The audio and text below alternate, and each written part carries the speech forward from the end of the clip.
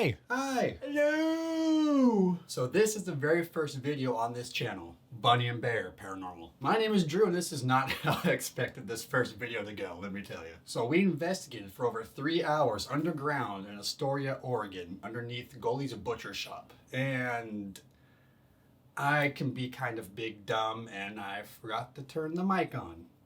Oops. So we got 0 audio on our Friday the 13th video. You are so dumb sometimes, I swear. So I thought, how do I salvage this footage that we got? Do we use it? Do we not use it? Did we waste our time? What the fuck? So then I had an idea. I'm gonna semi-dub and explain over everything that happened that night. Oh, this is not gonna be good. This is so stupid. All right, entering green screen mode. Oh, fuck.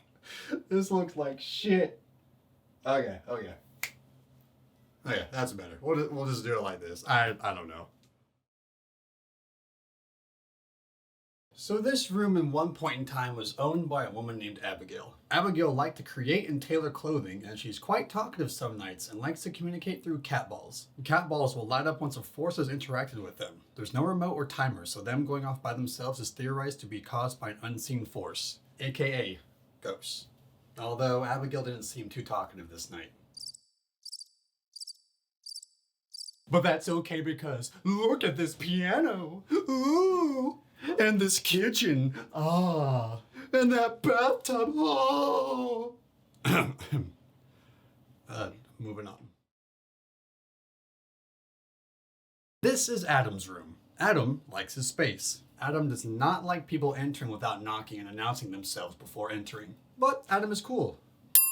I knock, I enter. Kristi, my wife, knocks, then enters to film. And then I start to ask some questions, like every paranormal investigator should.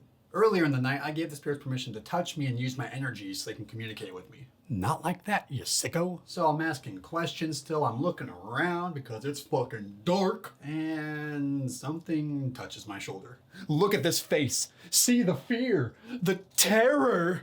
That man almost browned his trousers. Note to self, pack extra undies. I thought Kristi touched my shoulder, I kid you not. And that really freaked me the fuck out. I got immediate body chills and goosebumps all over my body. Adam also gave us a couple beeps on the REM pod, letting us know he was there. REM pods create their own energy field, if you will. And if you put your hand into the field to disrupt it, it causes the device to beep and light up colors. After a few minutes of dead silence on all devices, we decided to move on to the second to last area.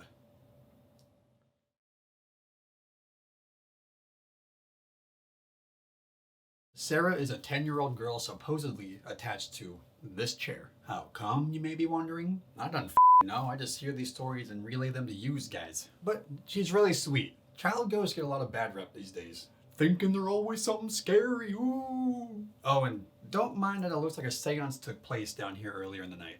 Which did happen, and it was pretty fucking cool. We got some beeps and boops out of Sarah pretty early on in the investigation, but it started as quickly as it came.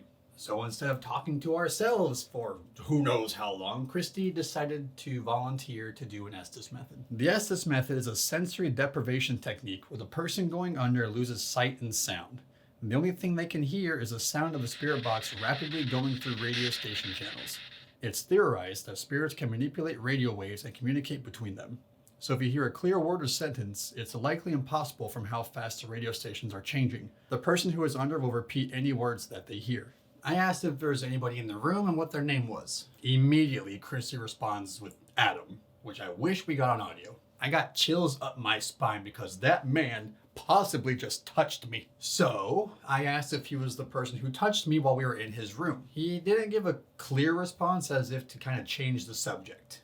And then suddenly we just stopped getting any answers out of whoever that was. The last thing that Kristi got was, I'm gone.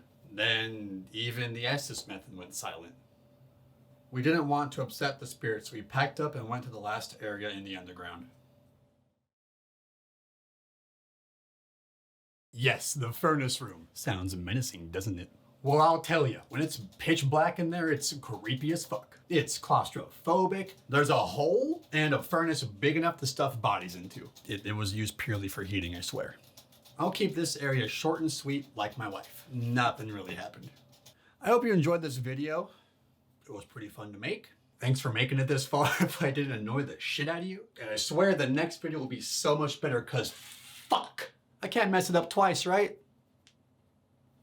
Right? But sincerely, thank you so much for watching. Like, subscribe, comment. It sounds so fucking cringy right now. But actually, before I go, if you guys have any like challenges or suggestions for us to try out, because we are pretty new at this, I have some background experience with a different team. Kristi is brand new to all of this. If you guys have any suggestions for challenges or bucket list places we should go sometime in the future if we can, let us know, okay? Let us know down there.